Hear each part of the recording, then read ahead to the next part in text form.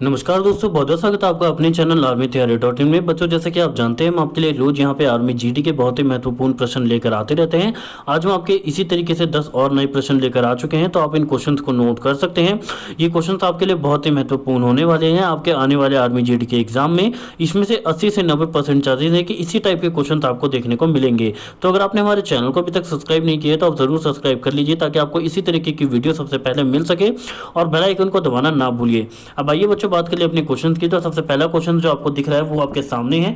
अटल बिहारी वाजपेयी भारत के पहली बार प्रधानमंत्री कब बने? इस बात को आपको ध्यान में रखना है कि यहाँ पे भारत के प्रधानमंत्री जो अटल बिहारी वाजपेयी थे वो 3 बार बने थे, और आपसे पूछा गया है कि पहली बार वो कब बने थे।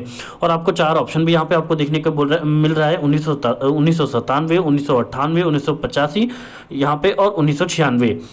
और ये जो सही उत्तर हो जाएगा यहाँ पे ये होगा डी। तो आपको ध्यान रखना है कि अटल बिहारी वाजपेयी भारत के पहली बार प्रधानमंत्री 1996 यानी कि 1996 में बने थे। नेक्स्ट क्वेश्चन की बात करें यहाँ पे, तो आपसे यहाँ पे पूछा जा रहा है कि निम्नलिखित में से कौन सा खिलाड़ी को तत्काल ऊर्जा के लिए दिया जाता है। और यहाँ पे आपको 4 ऑप्शन भी देखने को मिल रहे हैं, कार्बोहाइड्रेट, प्रोटीन, विटामिन, या फिर कोई भी विकल्प सही नहीं है। आपको यहाँ पे बताना होगा कि इसमें से क्या चीज़ खिलाड़ी को दिया जाता है तत्काल रूप से, ताकि उसे ऊर्जा मिल सके। तो यहाँ पे एनर्जी के लिए जो सही उत्तर होगा वो हो जाएगा कार्बोहाइड्रेट। तो आपको याद रखना है, अगर किसी भी खिलाड़ी को तत्काल ऊर्जा देनी है, तत्काल उसको एनर्जी देनी है, तो उसको कार्बोहाइड्रेट की मात्रा दी जाती है। नेक्स्ट क्वेश्चन की बात करें यहाँ पे, तो आपसे पूछा जा रहा है कि टेनिस में ग्रैंड स्लैम जीतने वाले पहले भारतीय खिलाड़ी कौन थे।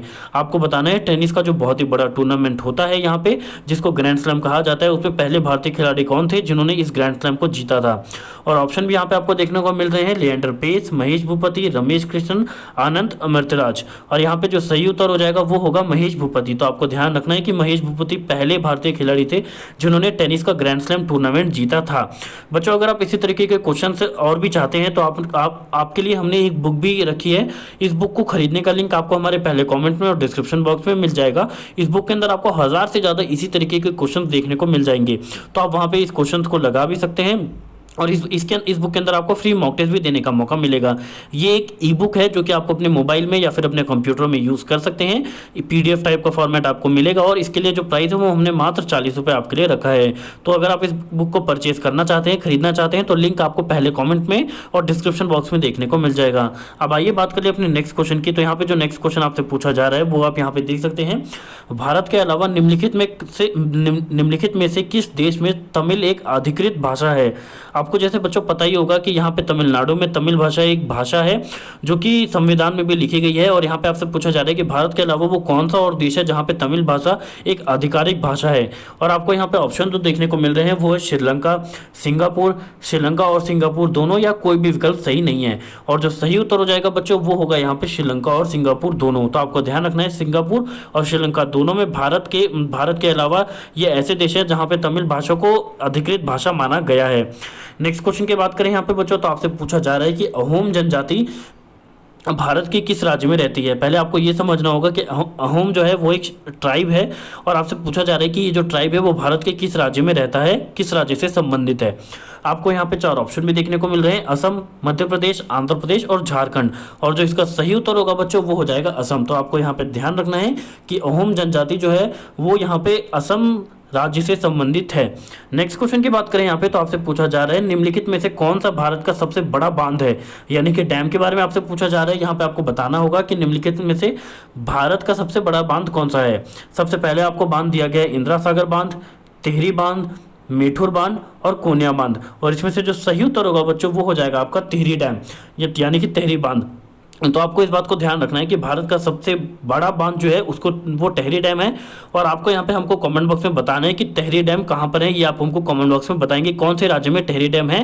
और हम आपको बता देना चाहते हैं कि ये कौन से नदी पे है, तो वो नदी का नाम है भागीरथी। तो आपको ध्यान रखना है, जो टिहरी डैम है वो भागीरथी नदी पर बनाया गया है, और आपको हमको कमेंट बॉक्स में बताना है कि ये कौन से राज्य में है। नेक्स्ट क्वेश्चन की यहाँ पे बात करें, तो यहाँ पे आपसे पूछा जा रहा है कि मानव हड्डी का मुख्य घटक क्या है। और यहाँ पे आपको 4 ऑप्शन भी देखने को मिल रहे हैं, फास्फोरस, कैल्शियम, जस्ता और लोहा। और जो सही उत्तर होगा बच्चों वो हो जाएगा कैल्शियम। तो आपको ध्यान रखना है कि जो मानव की हड्डी होती है उसका जो सबसे मुख्य रूप से घटक होता है वो है कैल्शियम। नेक्स्ट क्वेश्चन की बात करें यहाँ पे तो आपसे पूछा जा रहा है कि रतौंधी किसकी कमी के कारण होता है। आपको बच्चों यहाँ पे पता होना चाहिए कि जो रतौंधी बीमारी होती है वो आंखों की बीमारी होती है। और यहाँ पे आपसे पूछा जा रहा है कि ये कौन से विटामिन की कमी के कारण होता है, vitamin B, vitamin A, vitamin C या फिर विटामिन डी। और जो सही उत्तर रहेगा बच्चों वो होगा विटामिन ए। तो आपको ध्यान रखना है विटामिन ए की कमी से रतौंधी की बीमारी हो सकती है। नेक्स्ट क्वेश्चन की बात करें यहाँ पे बच्चों तो आपसे पूछा जा रहा है कि कौन सा तत्व सूर्य में सर्वाधिक पाया जाता है।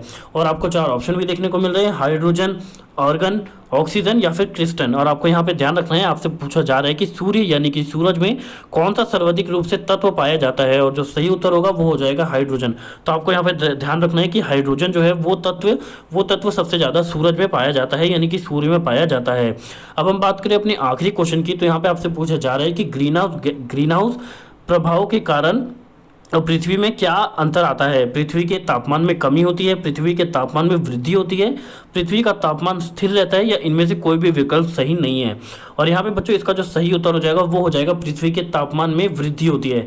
तो इसका जो सही उत्तर हो जाएगा वो होगा बी। तो आपको यहाँ पे ध्यान रखना है, जो ग्रीन हाउस गैसेज होते हैं, जो गैस होते हैं, उनके प्रभाव से पृथ्वी का जो तापमान होता है वो बढ़ सकता है। और ग्रीन हाउस के बढ़ने का गैसेज जो होते हैं वो बहुत ही हानिकारक होते हैं।